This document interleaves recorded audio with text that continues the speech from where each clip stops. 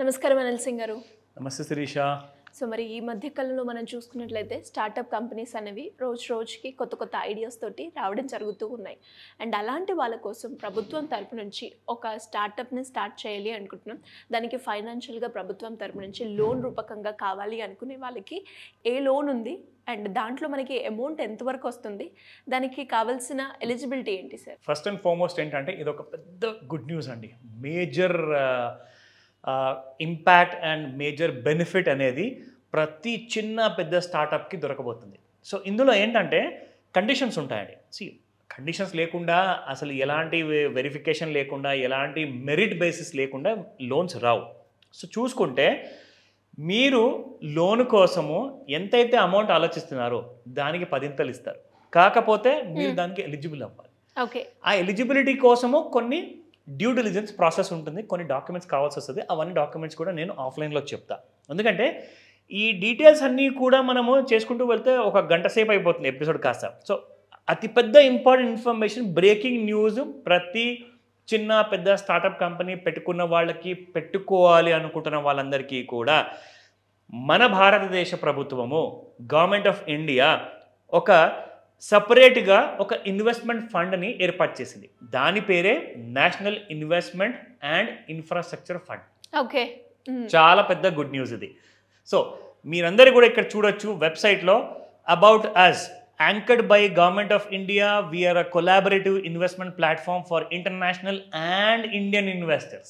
So మీరు మీరు ఏదైతే మ్యానుఫ్యాక్చర్ చేయాలనుకుంటున్నారో, ఏదైతే సర్వీసింగ్ ఇండస్ట్రీ పెట్టాలనుకుంటున్నారో, ఈవెన్ ట్రేడింగ్ అయినా దాన్ని ఎలా కైండ్ ఆఫ్ బిజినెస్ అబ్సల్యూట్లీ, కానీ అదొక యూనిక్ ఇన్నోవేటివ్ స్టార్టప్ అయి ఉండాలి. సో ఇక్కడ చూసుకోండి, మీరు అసలు ఎన్ని కోట్ల వరకు మీరు అడగచ్చంటే మీరు అసలు ఊహించలేనంత అమౌంట్ ఉంటుంది ఇక్కడ. ఎందుకంటే ఇక్కడ అమౌంట్ అనేది 1 లక్ష 10 లక్షలతో స్టార్ట్ అవ్వదు. ఇక్కడ జస్ట్ కోట్లే. మనకి మీకు లోన్ అనేది ఇవ్వబడుతుంది. సో మీకు ఒక ఎగ్జాంపుల్ చూపిస్తా. NIIF వాళ్ళు ఆల్రెడీ రీసెంట్ గా ఒక స్టార్టప్, మంచి పేరున్న స్టార్టప్, మనందరికి తెలిసిన స్టార్టప్ వాళ్ళకి ఇచ్చారు. ఎంత ఇచ్చారో చూద్దాం. Ather enters unicorn lane with $71 million from government's NIIF. $71 million. Okay, కొన్ని వందల కోట్లు అవుతుంది మన ఎలక్ట్రిక్ వెహికల్. అబ్సల్యూట్లీ, మీరు ఇక్కడ చూసుకోవచ్చు. సో టోటల్ అమౌంట్ చూసుకుంటే ఇక్కడ ఆల్రెడీ హీరో మోటోకార్ప్ వాళ్ళు 124 కోట్లు పెట్టారండి. ఇక్కడ మీకు గవర్నమెంట్ ఆఫ్ ఇండియా వైపు నుంచి $71 మిలియన్ ఇవ్వబడింది ఒక స్టార్టప్కి. అండ్ ఈ స్టార్టప్ కూడా చాలా చిన్నగానే స్టార్ట్ అయిందండి. చూసుకుంటే ఈ రోజున చాలా పెద్ద కంపెనీ అయిపోయింది. ఇప్పుడు ఓలా ఎలక్ట్రిక్ మొన్న లిస్ట్ అయిందండి స్టాక్ మార్కెట్లో. సో ₹70 ఉన్న షేర్ కాస్త ₹108 వరకు వెళ్ళింది. ఎందుకంటే జనాలు దాని వాల్యుయేషన్ చాలా చిన్నగా ఉంది, ఇంకా మనం వాల్యుయేషన్ పెంచుదాం, కంపెనీలో వాల్యూ ఉందని చెప్పేసి దాని షేర్స్ కొంటూనే ఉన్నారు.